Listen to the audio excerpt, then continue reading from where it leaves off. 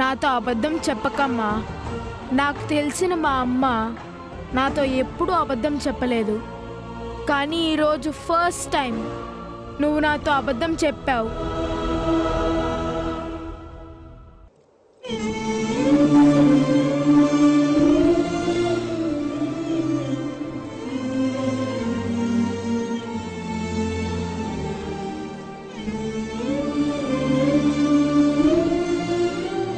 నేనబద్ధం చెప్పడం ఏంటి నాన్న?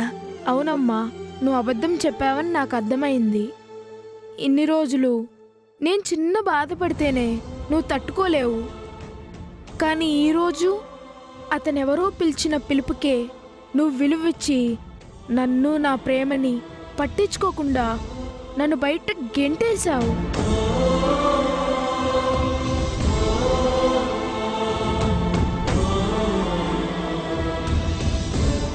అది కాదురా.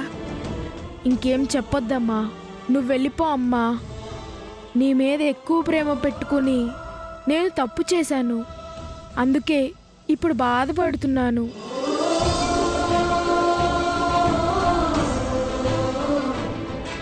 కానీ నువ్వు మాత్రం నా గురించి బాధపడకమ్మా. నీకు ఎక్కడ ఎక్కువ ఇష్టమైతే అక్కడికే వెళ్ళు. నీకేది కరెక్ట్ అనిపిస్తే అదే చెయ్యమ్మా. వెళ్ళమ్మా.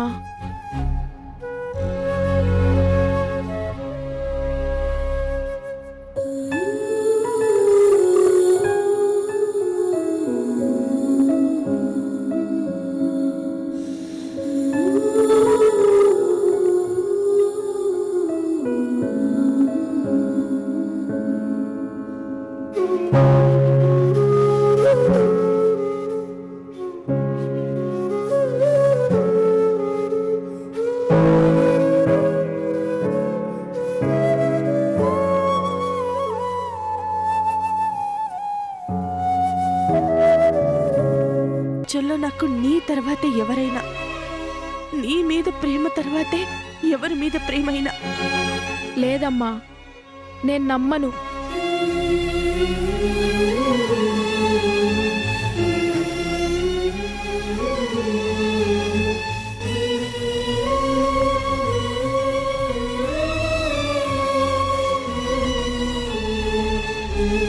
అలా అనొద్దు నాన్న. ఇప్పుడైనా ఎప్పుడైనా నా బంగారు తండ్రే నాకు ముఖ్యం. ఇంతకు ముందు నేను కూడా అలానే అనుకున్నానమ్మా. కానీ ఇప్పుడు ఆ నమ్మకం పోయింది.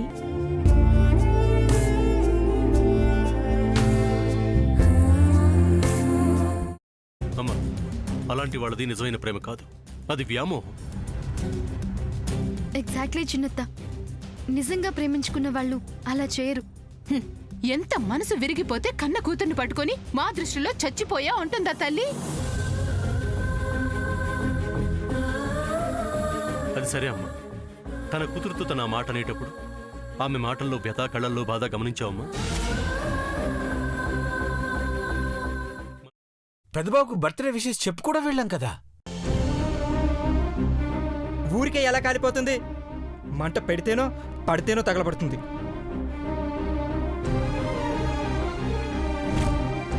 కరెక్ట్ చిన్నబాబు, నీకొచ్చినట్టే నాకు డౌట్ వచ్చింది. పార్వతే షర్టును తగలబెట్టిందనుకుంటా.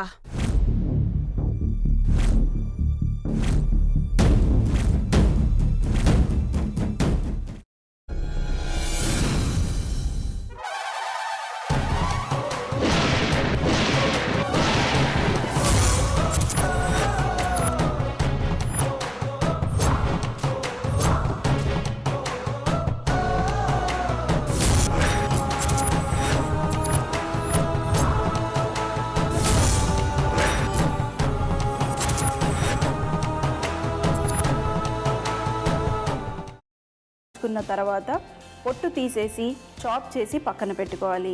ఒక ప్యాన్లో కొద్దిగా నూనె వేడి చేసి అందులో ఆవాలు, మినప్పప్పు, శనగపప్పు, కరివేపాకు, సన్నగా తరిగి పెట్టుకున్న ఉల్లిపాయలు వేసుకుని 1 నిమిషం పాటు వేయించుకోవాలి. ఆ తర్వాత కాల్చి కట్ చేసి పెట్టుకున్న వంకాయని కూడా అందులో వేసుకుని బాగా మిక్స్ చేసి బౌల్లోకి ట్రాన్స్ఫర్ చేసుకుని అందులో తగినంత చిక్కటి పెరుగు లేదా పల్చటి పెరుగు వేసుకుని మిక్స్ చేసి అన్నంతో కానివ్వండి, చపాతీతో కానివ్వండి సర్వ్ చేసినా చాలా బాగుంటుంది.